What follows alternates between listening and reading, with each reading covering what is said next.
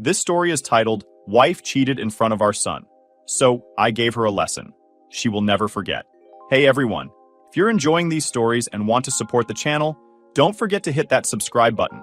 It really helps our channel. Now let's start the video. OP starts by saying, Hey Reddit, this is my first time posting, and I don't really know how to start this.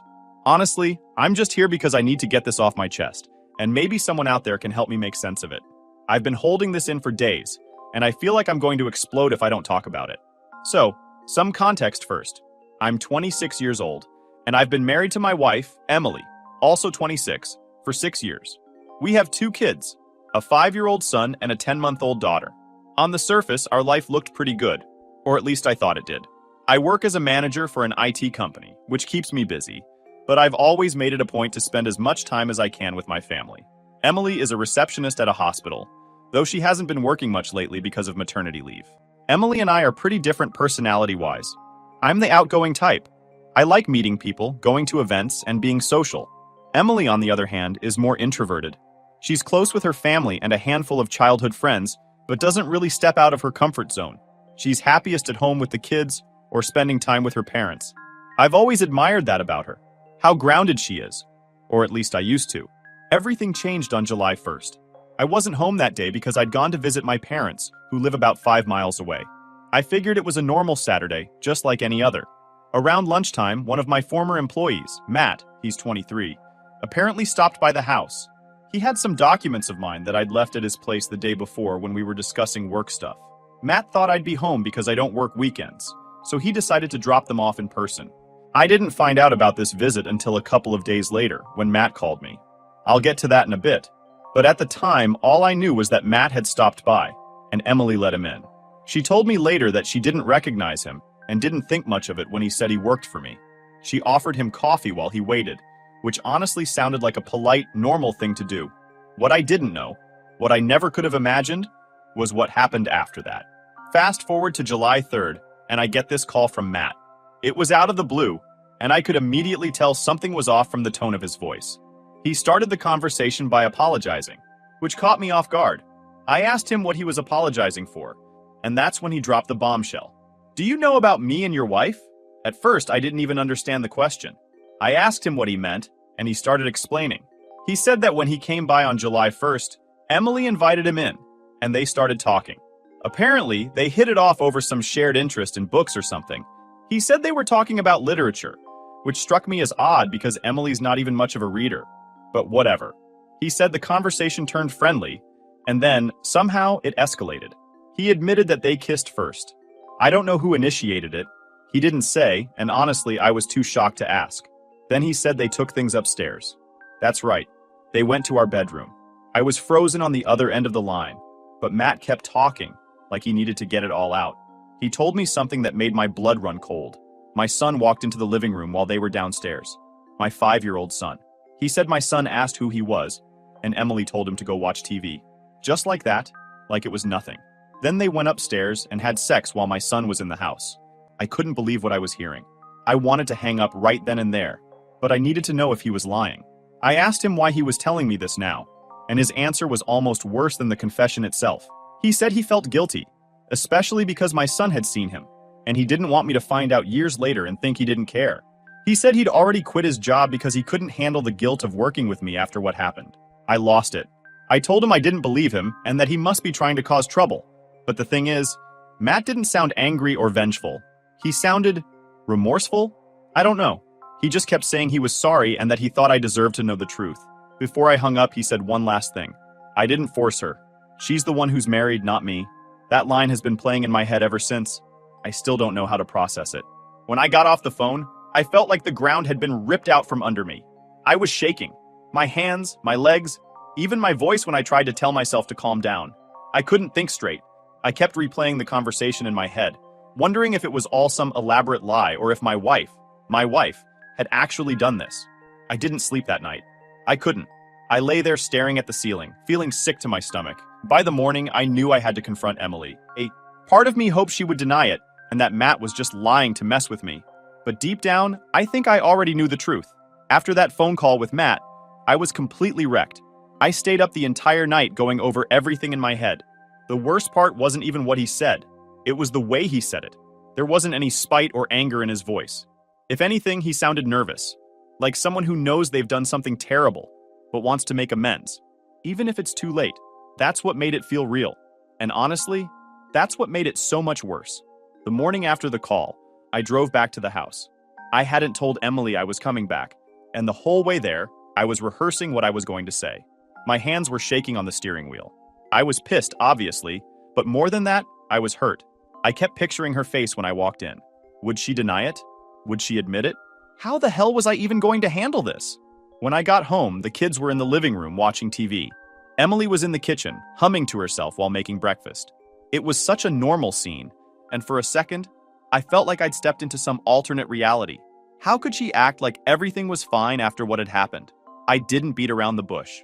I told her I needed to talk to her privately, and we went upstairs. As soon as the door closed, I turned to her and said, "Matt called me." That was it.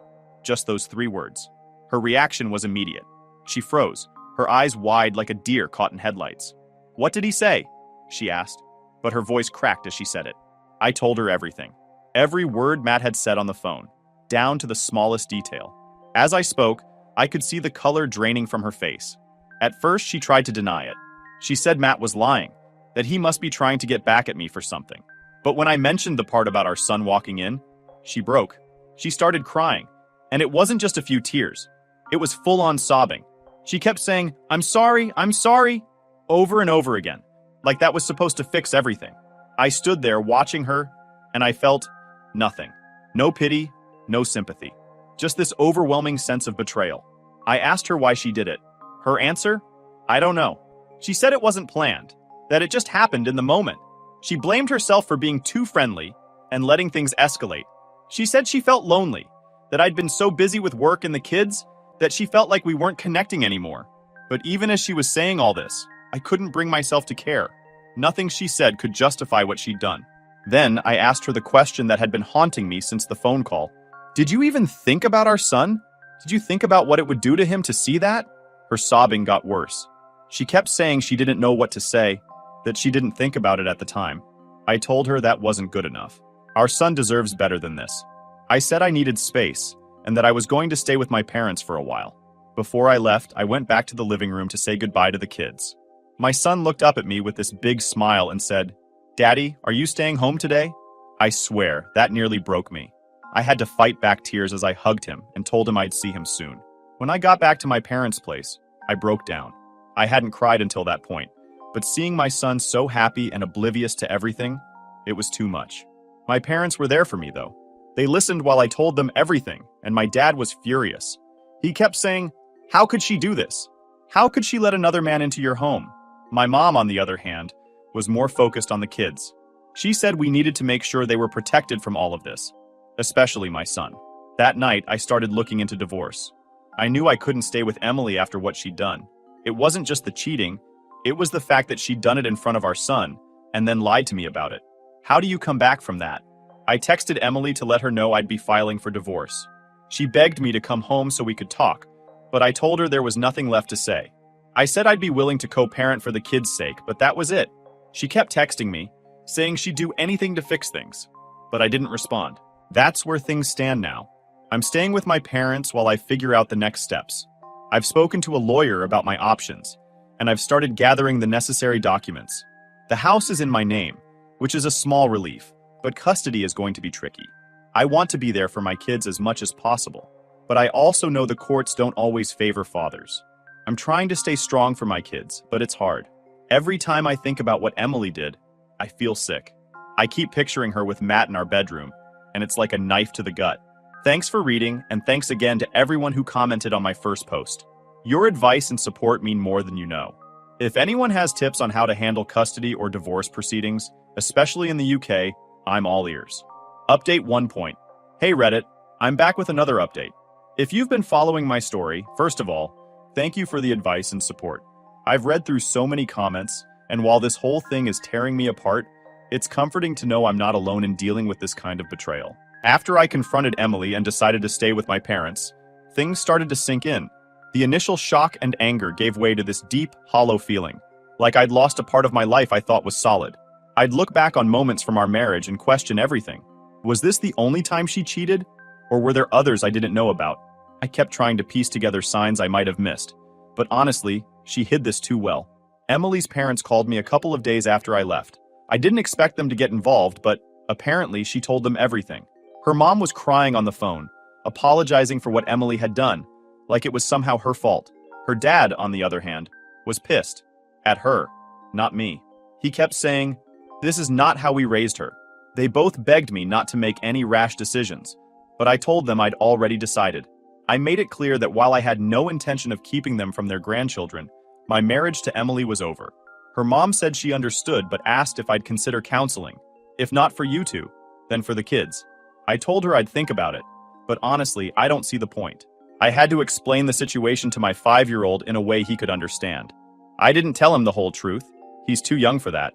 But I did say that Daddy was staying with Grandpa and Grandma for a little while, and that everything would be okay. He asked me, "Is Mommy coming too?"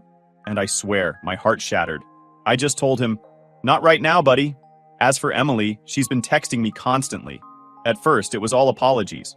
Long paragraphs about how sorry she is, how she'll do whatever it takes to make things right, how she didn't mean to hurt anyone. But then the tone shifted. She started blaming me. She said I was too focused on work, that I wasn't emotionally available, that she felt invisible in our marriage. That one hit me like a punch to the gut. I've worked hard my whole life to provide for my family. I've put in extra hours, skipped out on social events, and made sacrifices because I thought it was for the greater good. And now she's saying that wasn't enough? That, because I wasn't constantly validating her, she had no choice but to sleep with someone else? I didn't respond to her messages. I couldn't. Every time my phone buzzed, my stomach turned. It got to the point where I had to mute her texts because I couldn't handle the constant reminders of what she'd done. Meanwhile, I've been meeting with a lawyer to figure out my next steps. Divorce in the UK can be tricky, especially when kids are involved, but I'm determined to protect my rights as a father. The house is in my name, so I'm not too worried about losing that. But custody is another story. I've heard horror stories about dads getting the short end of the stick, even when their ex is the one who cheated. I've been documenting everything: texts, emails, the call with Matt, even the confrontation with Emily. My lawyer says it's good to have a paper trail, especially if things get messy. I also started keeping a journal where I write down everything that's happened, including how much time I'm spending with the kids. It feels weird, like I'm building a case against my own wife. But I guess that's what it's come to. Emily has been surprisingly cooperative about custody so far. She agreed to a temporary 50-50 arrangement while we sort out the legal stuff, but I'm not sure how long that will last. Part of me wonders if she's being nice now because she feels guilty, but what happens when that guilt fades? Will she try to take the kids from me out of spite? I don't know. And that uncertainty is eating me alive. One of the hardest parts of all this has been keeping things normal for my children. My daughter is too young to understand what's happening, but my son, he's smart. Smarter than I give him credit for sometimes. He knows something's wrong, even if he doesn't have the words for it yet. The other day, we were playing with his toys at my parents' house, and out of nowhere, he said, "I miss Mommy." I told him it was okay to miss her and that he'd see her soon. But inside, I felt like I'd failed him. No matter how much I hate Emily for what she did, she's still their mother, and I don't want to ruin their relationship with her. But how do I balance that with my own feelings? How do I co-parent with someone I can barely look at without feeling sick? I've also been thinking a lot about what Matt said, that he told me because he didn't want my son to carry that memory without me knowing. I keep wondering how much my son actually remembers. Does he know what he saw? Will it come back to him later in life? And if it does, how do I explain it to him without screwing him up even more? For now, I'm just taking things one day at a time. I've started going to the gym again, partly to blow off steam and partly because I need something, anything, to distract me from the mess my life has become. My parents have been incredible, helping out with the kids and giving me space when I need it. I've also been thinking about therapy, not for me and Emily, but for myself. I've never been the kind of guy to talk about my feelings, but maybe it's time to start. I don't want to carry this bitterness around forever, and I definitely don't want it to affect how I parent my kids. I haven't told many people about what happened, just my parents, my lawyer, and a close friend I trust. It's embarrassing, you know? Admitting that your wife cheated on you, that she brought another man into your home, into your bedroom. It feels like a punch to the gut every time I say it out loud. Thanks again to everyone who's been following my story. Writing this all out has been weirdly therapeutic, even if it's painful to relive. If you have any advice, especially about co-parenting or custody arrangements, I'd love to hear it. Update 2.0. Hey Reddit, It's been a few more days, and things keep getting messier. I wanted to update everyone because writing these posts has been one of the only ways I've been able to process all of this. If you've read my previous posts, you know the basics. My wife, Emily, cheated on me with one of my former employees, Matt, and I've been staying with my parents while trying to figure out my next steps. This chapter is about what's been happening since the dust started to settle, or at least I thought it had. After our confrontation, Emily and I settled into this awkward, distant form of communication. Most of it has been through text, and I've only seen her in person a handful of times when I went to pick up or drop off the kids. At first, she was all apologies, but now it feels like she's trying to shift the narrative. She started sending me these long messages about how she feels abandoned and how my leaving has made her realize what she's lost. One of her latest messages said, "I don't even recognize myself anymore. I was in such a dark place and I made a mistake. But why did you just walk away instead of helping me through it?" I don't even know how to respond to that. It's like she's rewriting what happened to make herself the victim, and I'm the bad guy for not sticking around. It's frustrating because no matter how much I want to yell at her or argue, I know that'll only make things worse for the kids. Our temporary custody arrangement is still in place, 50-50, with the kids splitting their time between my parents' house and our home. I hate the idea of being away from them for even a few days, but I've been doing my best to make the time I have with them as normal and happy as possible. What's been bothering me lately is how Emily is handling her time with the kids. My son has started mentioning things she said, and it's making me nervous. For example, he told me, "Mommy said you're really mad at her, but she still loves you." That threw me. I don't want him caught in the middle of this, and I don't think it's fair for her to frame things that way. I brought it up to her over text, trying to keep it calm and respectful, but she got defensive. She said, "I'm just being honest with him.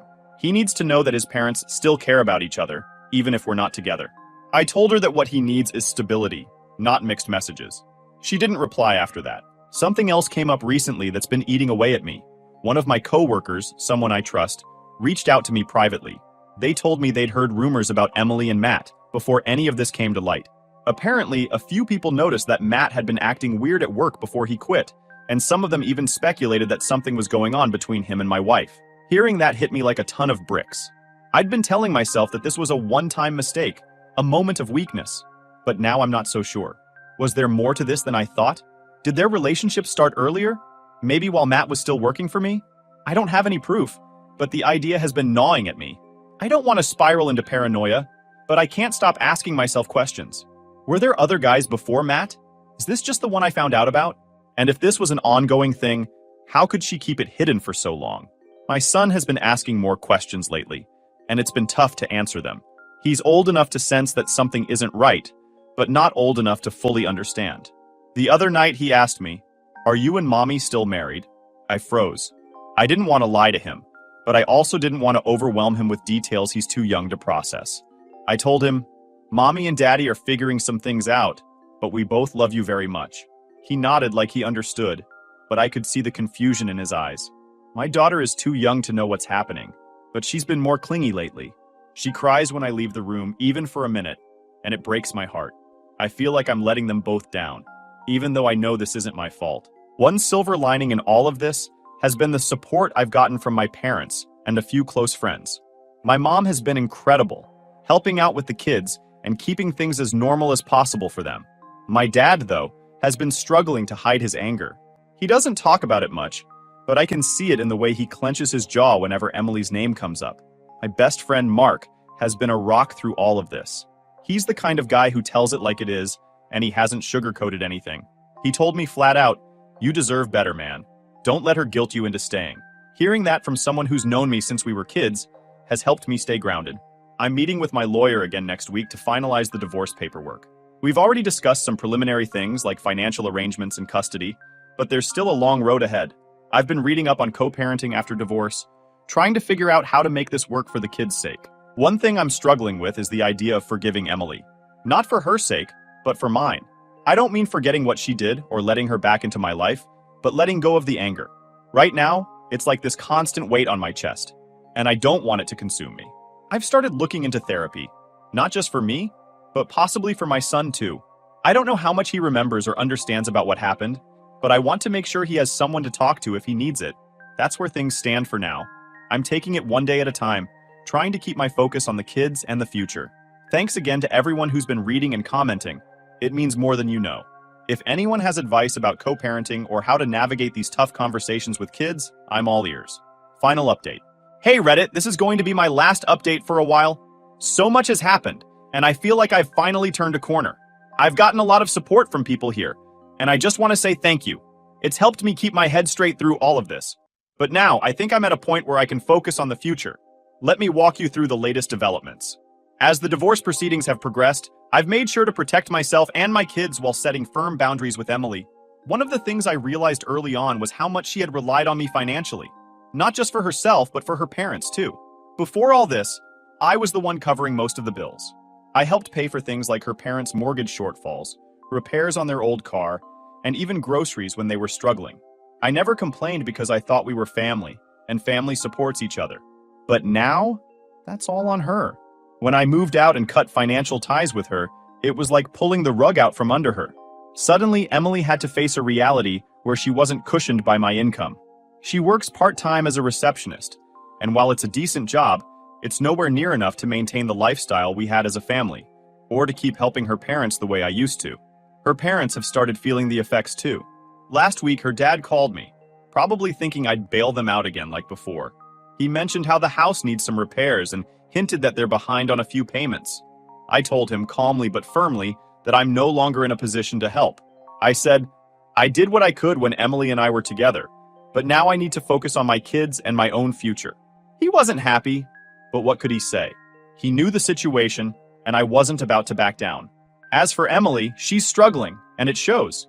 She's still living in our family home for now, but I've made it clear that the house is mine, and the divorce agreement will reflect that. Once the legal process is complete, she'll have to move out. She's been trying to play nice, but every so often, the cracks show. The other day, during one of our custody exchanges, she mentioned how hard things have been for her. She said something like, "You don't understand how stressful it is to juggle the kids, work, and everything else." I just looked at her and said, I think I understand perfectly. I've been doing it for years, only I didn't have someone to fall back on when I messed up. I didn't say it to be cruel, but I'm done letting her guilt trip me. She made her bed, and now she has to lie in it. Emily's parents are feeling the heat even more than she is. They were heavily dependent on the financial support I provided, and now that's gone. I know it sounds harsh, but I don't feel bad about it. For years, I stepped up because I thought we were a team. I thought helping her family was part of being a good husband. But after everything she's done, I can't keep putting myself out there for people who stood by while she betrayed me. Her mom even called me recently, crying about how they're falling behind on bills and how Emily just doesn't have the means to help them like I did. I told her as respectfully as I could that I'm sorry for their situation, but my priority is my kids. It felt weird to draw that line after all these years, but also liberating. I've been carrying their burdens for too long. Emily has tried to pick up the slack for them, but it's clearly taking a toll. She's picking up extra shifts at work, but it's not enough. She mentioned in passing that she's thinking about selling some of her stuff to make ends meet. A part of me wonders if she finally understands the weight of everything I carried during our marriage, but honestly, it's too late for her to come to that realization now. Despite everything, my main focus is still on my kids. I'm making sure they're shielded from the drama as much as possible. They don't need to know about the financial struggles or the tension between their mom and me. All they need to know is that they're loved and supported. I've also started putting money aside for their future, something I didn't have the luxury of doing before, because I was too busy helping Emily and her family. It feels good to know that I'm building something that will benefit them directly. My son has been doing better too. He's adjusted to the new routine, and we've fallen into a rhythm with our time together. I've been trying to make the most of it, whether it's helping him with his homework, taking him to the park, or just sitting with him and listening to his thoughts. He's such a smart, thoughtful kid, and I want to make sure he grows up feeling secure, no matter what happens between me and his mom. One thing I've learned through all of this is that you can't let people walk all over you. For too long, I put everyone else's needs ahead of my own, thinking it was the right thing to do. But now I realize that taking care of myself is just as important, especially if I want to be the best father I can be. Emily has been trying to get back into my good graces, even bringing up the idea of counseling again. But I've stayed firm in my decision. This marriage is over, and no amount of therapy is going to change that. She can figure out her own path forward. As for me, I'm focusing on building a better life for myself and my kids. I've been looking into new career opportunities that would allow me to spend more time with them. And I'm even thinking about going back to school part-time to pick up some new skills. It's not easy, but for the first time in a long time, I feel like I'm in control of my own life. If there's one thing I've learned through this process, It's that you can't save someone who doesn't want to save themselves. Emily made her choices, and now she has to deal with the consequences. I've done my part, and now it's time for me to move on. To everyone who supported me throughout this journey, thank you. Your advice, your words of encouragement, and even your tough love have made all the difference. I'm still figuring things out, but I know I'll come out stronger on the other side. Here's to new beginnings.